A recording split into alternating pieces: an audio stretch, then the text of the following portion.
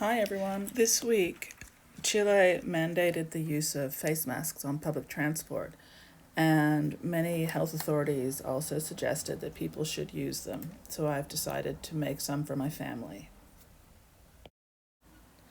These are the materials needed to make a mask.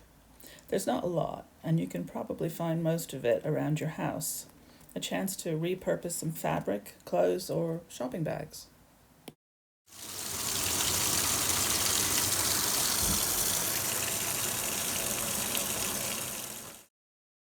Everything I've read suggests that homemade masks are improved by adding a non-woven layer, either interfacing or, in my case, I've used these shopping bags that are made of cornstarch.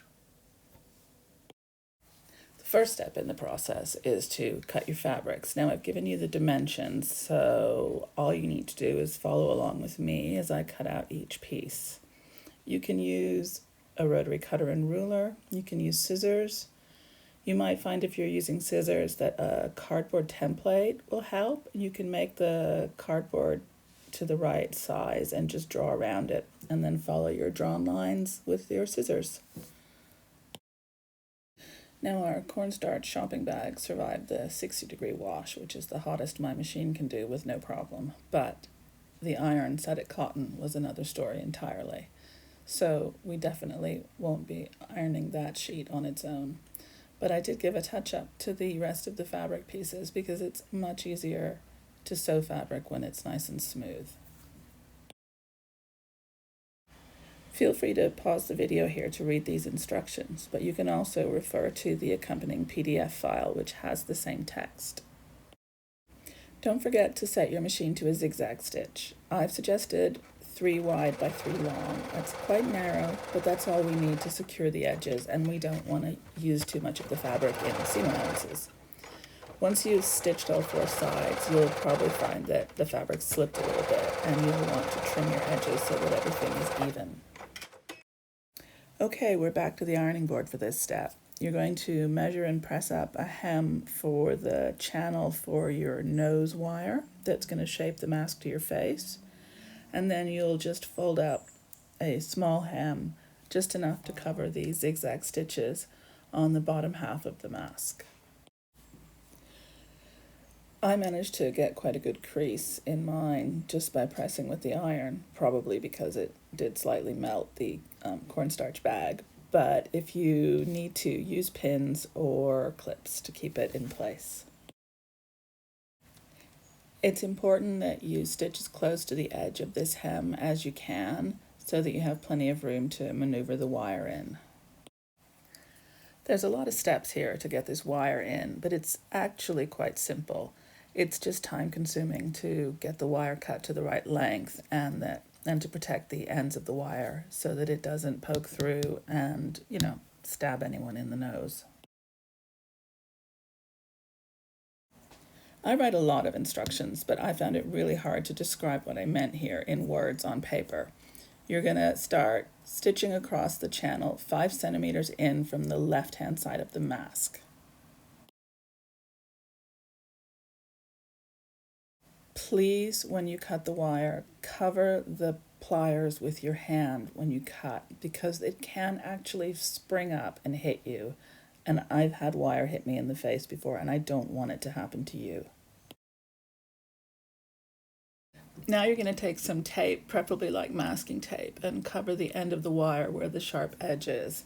Otherwise, it will definitely end up poking through the mask and either getting you in the nose or sticking out the front where everyone can see it. Just do whatever you need to do to get the wire in. You might need to use pliers or tweezers or something, but anything that helps you get it through there so that you can sew the other end of the channel closed. You want to feel for the end of the wire and then mark the end, and then what you're going to do now is you're just going to sew across the channel starting right next to where the wire ends. Be really careful that you don't sew over the wire. Now getting these pleats in the mask is another thing that I found hard to write down. So just watch the video and I'm sure that you'll be able to figure it out without flipping it back and forth as many times as I did. As you can see, it took me a try or two to realize that actually working face up made more sense.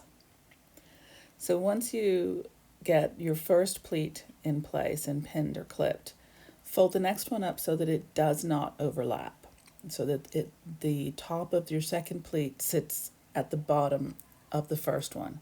Not overlapping is important because there'll be too much fabric when you start to sew. And now all you're going to do is just a quick line of straight stitching down the side, just to hold it in place so that it's easier to put the binding on later.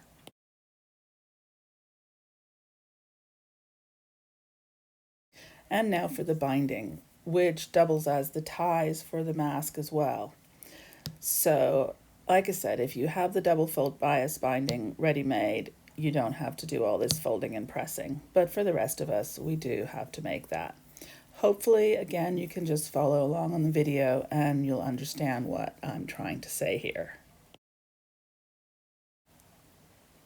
First of all, you're just going to fold it in half lengthwise to get the center, and then really carefully, so that you don't scald your fingers with the steam like I did, fold in the edges toward the middle and press those as well. I realized I didn't actually film myself doing the little short hem at the ends, but you do need to cover those raw edges or else your straps will fray eventually.